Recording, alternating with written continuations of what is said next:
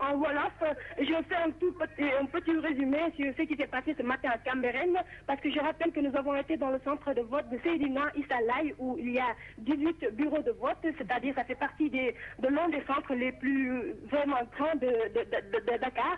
Alors là-bas, ce qu'on a noté, c'est qu'il y a des enveloppes dans 3 bureaux de vote, à savoir le bureau de vote numéro 4, numéro 5 et numéro 11. On a retrouvé des enveloppes dans lesquelles il y avait des bulletins de Moustapha Niasse et Ousmane Tanor Dieng.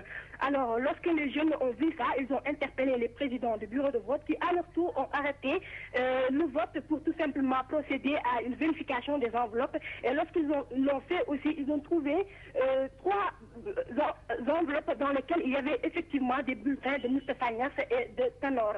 Maintenant, cet incident étant constaté, les jeunes ont essayé quand même de sensibiliser les autres personnes qui n'avaient pas eu à voter pour attirer leur attention sur les enveloppes, c'est-à-dire de bien vérifier qu'il n'y a pas un bulletin dans l'enveloppe avant d'y mettre le bulletin du candidat choisi.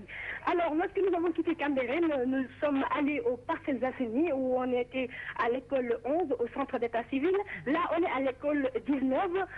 Il y avait une forte dispute, une grande dispute entre des jeunes, parce que tout simplement, le maire des Parcelles Assainies, qui était ici, M. Moussassi, a donné à une dame 15 000 francs. Alors, les jeunes se sont dit qu'il était en train d'acheter les cartes. Alors là, la situation a empiré. Ils ont commencé à insulter et les forces de l'ordre ont dû intervenir pour tout simplement arrêter cette histoire. Et vraiment, c'était un peu délicat, quoi. Mais maintenant, Fatima, tout est revenu à l'ordre. Bon, les forces de l'ordre sont toujours en train d'arranger les jeunes pour qu'ils vaquent à leurs occupations et laissent aux autres qui n'ont pas encore voté le temps de choisir aussi leur candidat. En tout cas, une chose est notée dans tous les centres de vote que nous avons eu à visiter, c'est tout simplement la forte affluence qu'il y a eu. Les Sénégalais sont venus massivement voter, je peux dire plus même qu'au premier tour.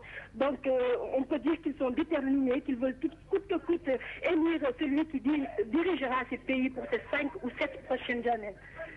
Merci à Fatima Ba qui était du côté de